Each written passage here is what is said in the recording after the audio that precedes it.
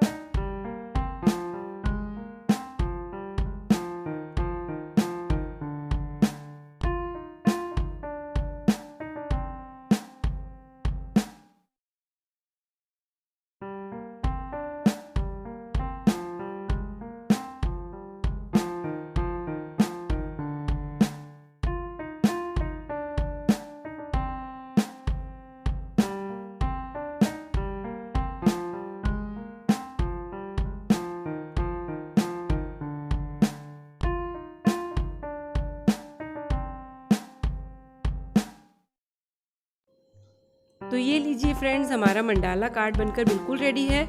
उम्मीद करती हूँ आपको मेरा आज का वीडियो पसंद आया होगा। वीडियो अगर अच्छी लगे तो इसे अपने दोस्तों और रिश्तेदारों के साथ शेयर करना बिल्कुल भी मत भूलिएगा and give me a big thumbs up. मिलेंगे अगले वीडियो में कुछ नया लेकर, तब तक जुड़े रहिए मेरे channel let's do something new से।